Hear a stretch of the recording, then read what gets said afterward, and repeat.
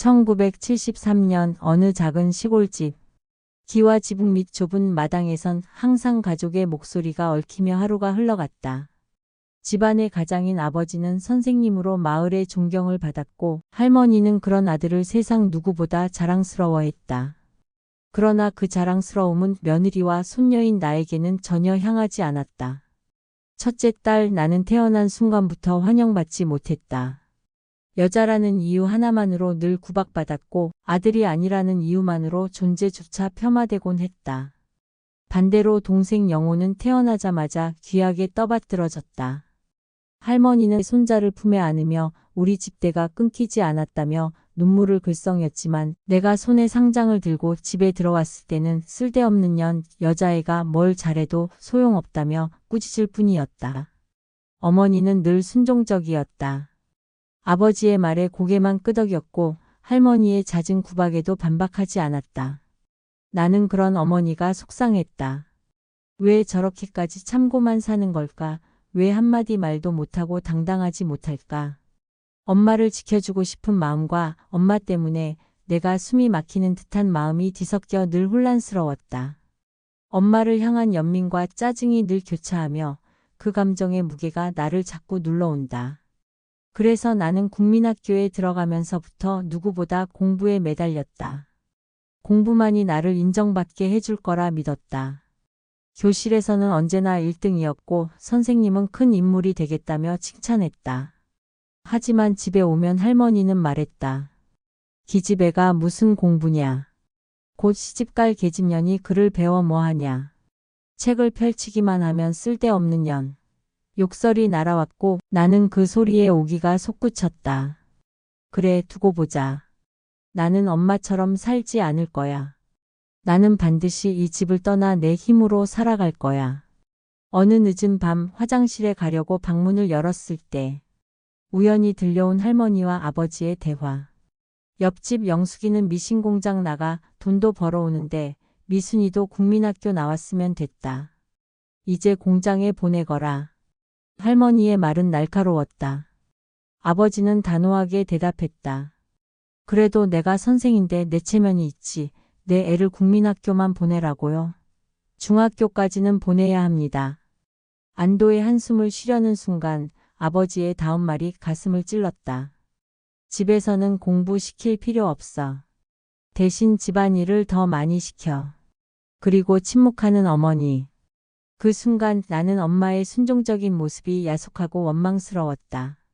가족에 대한 원망도 영호에 대한 미움이 가득 차올랐고 나는 속으로 맹세하며 더 열심히 공부해 반드시 이 집을 떠나겠다고 다짐했다. 늦가을 오후 하늘은 높고 바람은 서늘했다. 아이들은 마당 끝 감나무에 올라 잘 익은 감을 따내겠다며 소란스러웠다. 영호가 내 옷자락을 붙잡았다. 누나 나 먹고 싶어. 누나가 따줘. 나는 가지가 너무 높아 위험하다며 고개를 저었다. 안 돼 떨어지면 다쳐. 그러자 영호는 고집을 부리며 말했다. 그럼 내가 올라갈 거야. 말릴 새도 없이 그는 나무에 기어 올랐다. 아슬아슬하게 손을 뻗던 순간 힘이 풀리며 쿵 소리가 울렸다. 동생은 땅에 머리를 부딪히며 쓰러졌고 이마에서 피가 흘렀다. 나는 겁에 질려 울먹이며 그를 등에 업고 집으로 뛰어갔다. 엄마, 할머니, 영호가 감나무에서 떨어졌어요. 엄마와 할머니는 놀라 병원으로 달려갔고 다행히도 큰 부상은 아니었다. 가벼운 뇌진탕과 몇 반을 꿰매는 상처로 끝났다. 그러나 집으로 돌아오자마자 할머니의 눈빛은 나를 향했다. 이 재수 없는 년. 네가 올라갔어야지. 네가 안 해서 우리 귀한 손자가 다쳤잖아. 아무짝에도 쓸모없는 년 같으니라고. 나는 그 자리에 서서 울지 않으려 이를 악물었다. 눈물이 핑 돌았지만 꾹 참았다. 억울함과 서러움이 가슴속에서 부글부글 끓어올랐다. 문득 방 안에서 아무것도 모른 채 곤히 자는 동생의 얼굴이 떠올랐다. 그 얼굴을 보니 얄밉고 또 얄미워 팔을 꼬집었다. 남자라는 이유 하나로 이렇게 대접받는 세상, 나는 절대로 이런 세상에 굴하지 않을 거야. 그날 밤 나는 또 한 번 다짐했다. 더 열심히 공부해서 반드시 이 집을 떠나 내 삶을 찾으리라. 내가 중학교 3학년이 되던 해 집안의 하늘은 하루아침에 무너져 내렸다. 항상 교단에 서서 아이들을 가르치던 아버지가 어느 날 갑자기 쓰러졌다. 병원에서는 차갑게 말했다. 뇌출혈입니다. 다행히 목숨은 건졌지만 반신마비로 평생 거동은 어렵습니다. 순간 귀가 멍해졌다. 세상의 모든 소리가 사라지고 오직 심장이 두근거리는 소리만이 귓속을 울렸다. 아버지는 집안의 기둥이었다. 선생님이라는 자신의 직업으로 항상 꼿꼿하게 가족의 생계를 책임지는 사람. 그 아버지가 쓰러지자 집안은 곧바로 기울기 시작했다. 아버지가 누워버린 지 몇 달도 지나지 않아 할머니는 나를 불러 앉혔다. 첫째는 집안의 미천이다. 네가 공장에 가서 돈을 벌어야 집이 산다. 나는 그 말이 무엇을 의미하는지 알고 있었다. 학교를 그만두고 미신 공장에 보내진다는 뜻이었다. 심장이 철렁 내려앉았다. 나는 엄마에게 매달렸다. 엄마 제발요. 저 공장 안 가고 싶어요. 바느질이라도 배워서 집에서 품삯받아 도울게요. 학교만 다니게 해주세요. 졸업만 하게 해주세요. 눈물이 목구멍까지 차올라 숨조차 막혔다. 그러나 엄마는 고개만 떨군 채 흐느꼈다. 아버지가 쓰러진 뒤 엄마는 남의 밭일과 허드레질을 전전하며 겨우 풀칠만 하고 있었다. 엄마에게 더 이상 싸울 힘은 없었다. 결국 나는 중학교 졸업 몇 달을 앞두고 책가방 대신 미신 공장의 좁은 걸상에 앉게 되었다. 아직 15살밖에 되지 않았던 나를 세상은 너무도 무자비하게 밀어냈다. 내 안에서는 원망이 끝없이 피어올랐다. 할머니를 향한 원망. 아버지 대신 집안을 짊어진다는 명분 뒤에 늘 나를 짐짝처럼 다뤘던 그 사람. 동생을 향한 미움.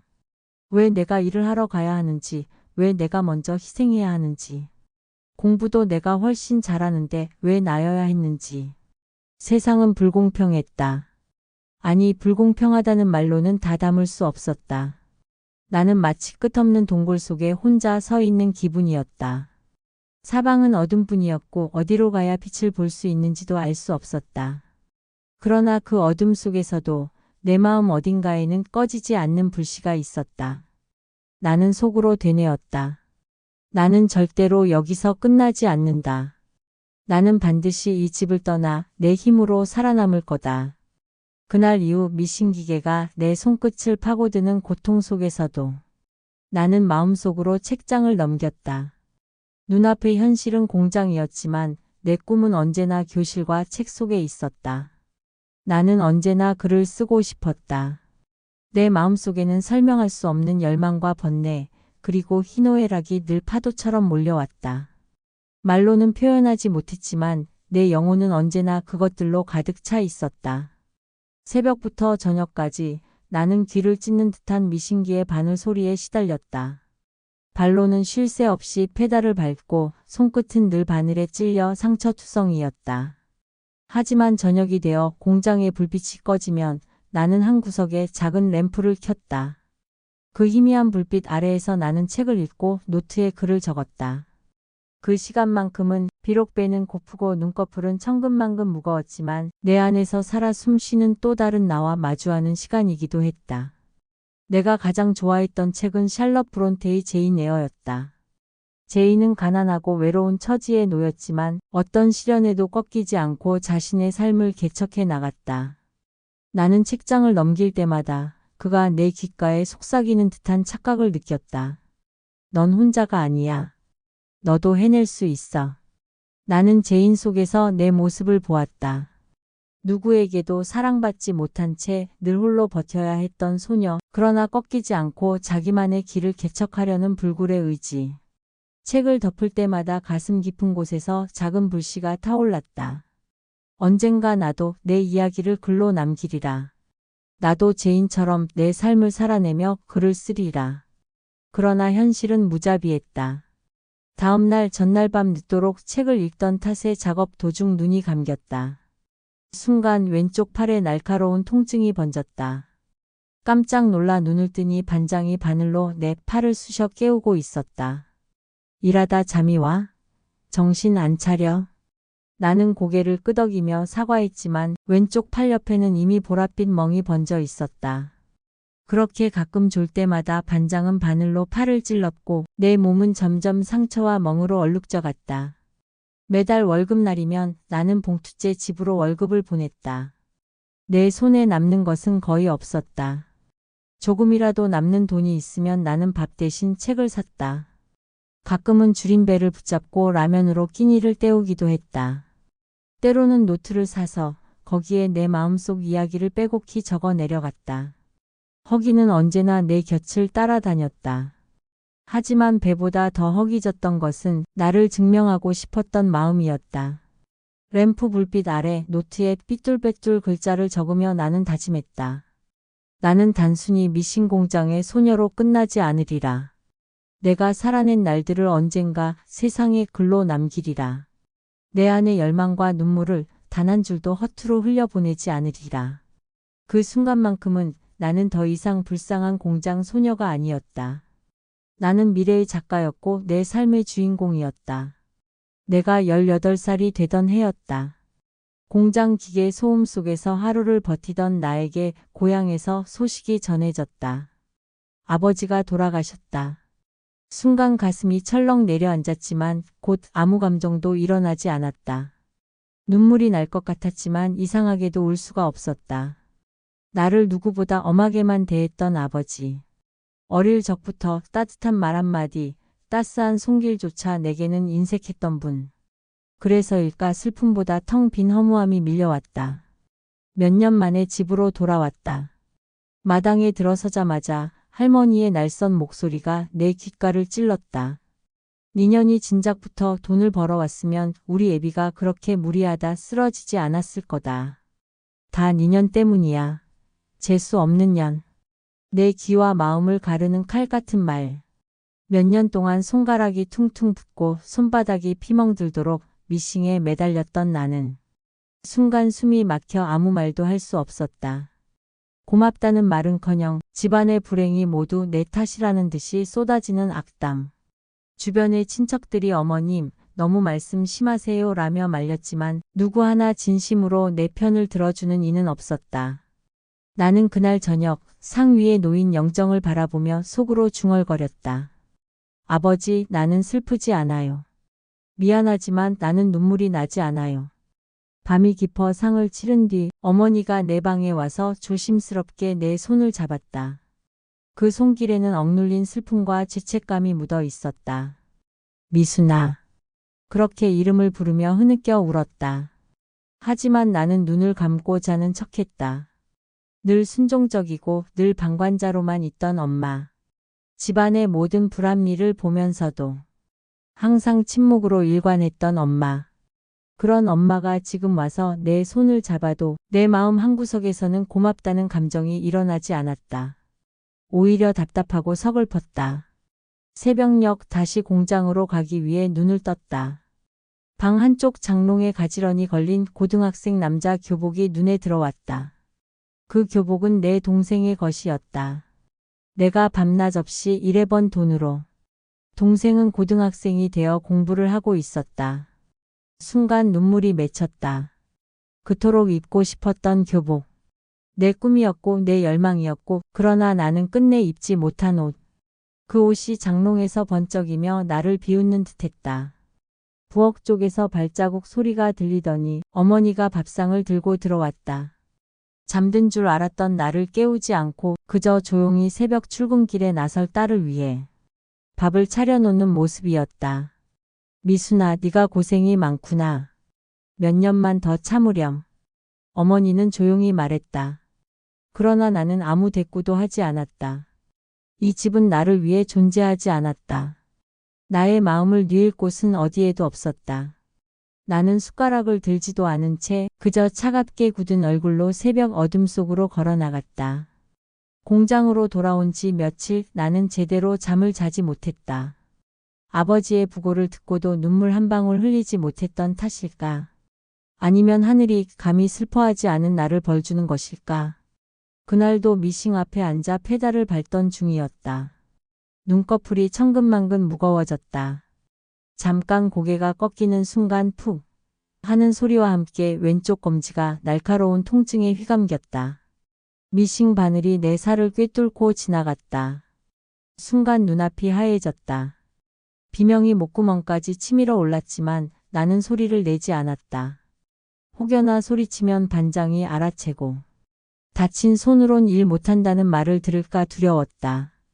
일을 못하면 공장에서 잘릴지도 모른다는 공포가 고통보다 먼저 목을 조였다. 나는 손끝에서 흘러내리는 피를 닦으며 괜찮다, 괜찮다 되뇌었다. 퇴근길에 약국에 들러 연고를 사 밤마다 상처에 바르고 또 발랐다. 하지만 상처는 아물지 않았다. 며칠이 지나자 손가락 마디가 시퍼렇게 부어올랐다. 열이 오르고 온몸이 무겁게 가라앉았다. 밤에는 이마에서 식은땀이 줄줄 흘러내렸다. 점심시간 겨우 밥을 뜨던 내 손을 옆자리에 있던 언니가 보고는 깜짝 놀랐다. 미순아, 손이 왜 그래? 나는 머뭇거리다 사실을 털어놓았다. 언니는 당장 병원에 가야 한다며 자신의 주머니를 털어 돈을 쥐어주었다. 병원에 들어서자 의사는 내 손을 보자마자 얼굴이 굳었다. 이걸 왜 지금까지 방치했습니까? 파상풍 증상이 보이는데 이미 손가락 괴사가 시작됐습니다. 지금은 절단을 해야 합니다. 순간 귀가 멍해졌다. 의사의 목소리가 멀리서 메아리처럼 울려왔다. 절단해야 한다, 절단. 하늘이 무너져 내리는 듯했다. 손끝이 없어지는 상상만으로도 숨이 막혔다. 나는 속으로 울부짖었다. 도대체 내가 무슨 죄를 지었단 말입니까? 왜 나에게만 이런 형벌을 내리십니까? 나는 그저 살아내려고 발버둥 쳤을 뿐인데. 눈물이 터져 나왔다. 그동안 억눌러왔던 서러움과 원망이 한꺼번에 솟구쳤다. 할머니의 욕설, 아버지의 차가운 시선, 엄마의 침묵, 동생의 교복, 그리고 이제는 일할 수 있는 내 손마저 잃을지도 모른다는 두려움. 모든 것이 한꺼번에 나를 짓눌렀다. 내 인생은 마치 끝없는 벌판에서 홀로 매몰되어 가는 작은 그림자 같았다.